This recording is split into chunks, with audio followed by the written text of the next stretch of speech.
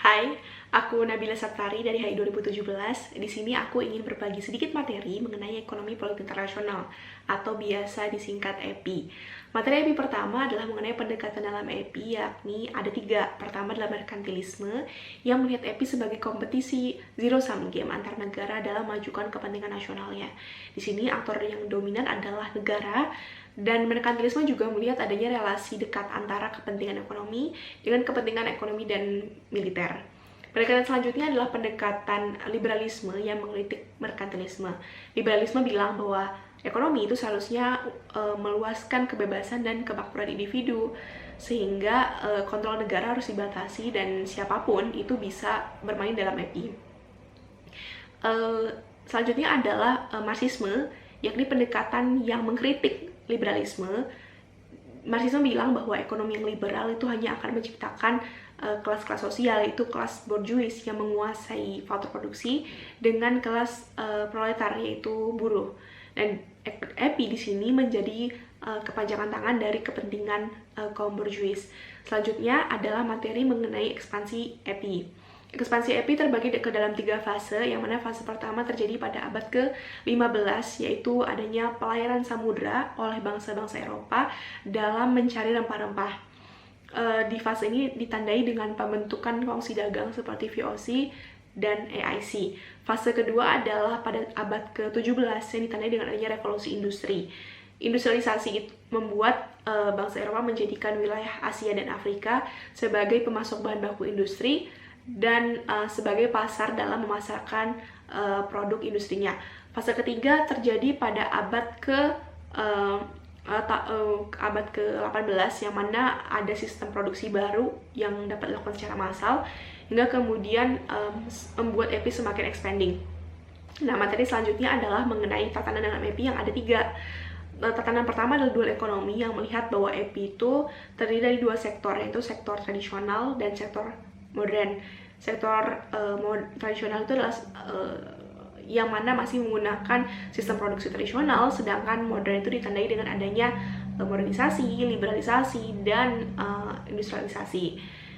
Dan tatanan yang kedua adalah modern world system yang melihat tatanan EPI sebagai suatu hierarki, yang mana paling atas itu ada negara core, negara industri, dan negara maju, dan di bawahnya ada negara semi-periferi dan negara periferi. Di sini yang paling diuntungkan dari EPI adalah negara core, dan periferi dan semi-periferi itu hanya dapat sebagian kecil dari EPI.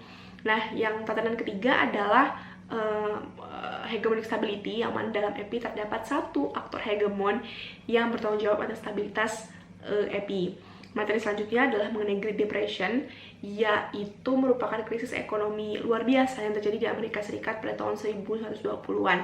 Mengapa bisa terjadi? Sebenarnya pada awal abad ke-20 itu terdapat pertumbuhan ekonomi yang sangat robust, sangat bagus di Amerika Serikat yang membuat banyak dana investasi mengalir ke Amerika Serikat. Nah, namun pada ujungnya dana investasi ini menciptakan inflasi dan berujung terjadinya krisis. Krisis semakin diperparah dengan adanya aksi proteksionisme, dan pada saat itu sistem emas menjadi sistem nilai tukar yang kemudian menambah keterparahan krisis.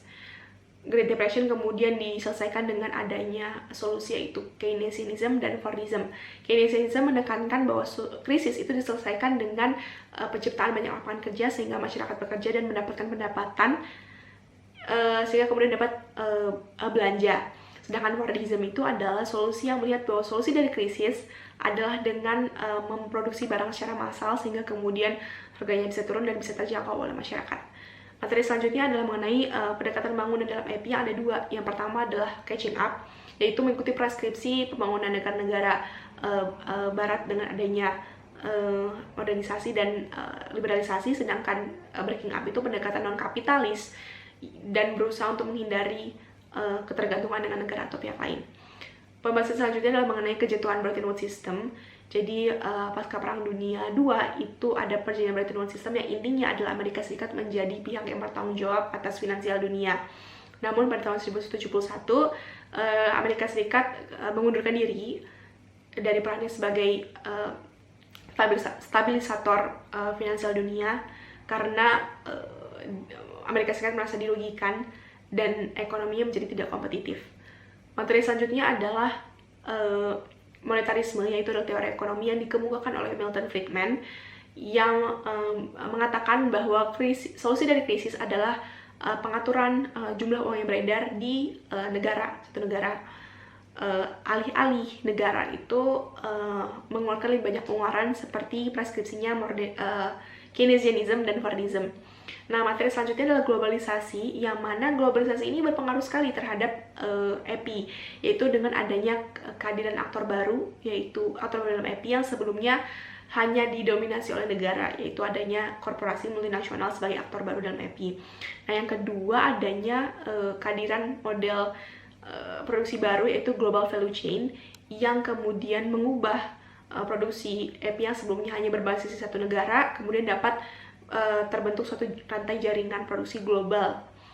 Nah, materi selanjutnya adalah integrasi dalam EPI, yang dapat dilihat dengan adanya Organisasi Perdagangan Internasional WTO dan organisasi perdagangan regional seperti Uni Eropa.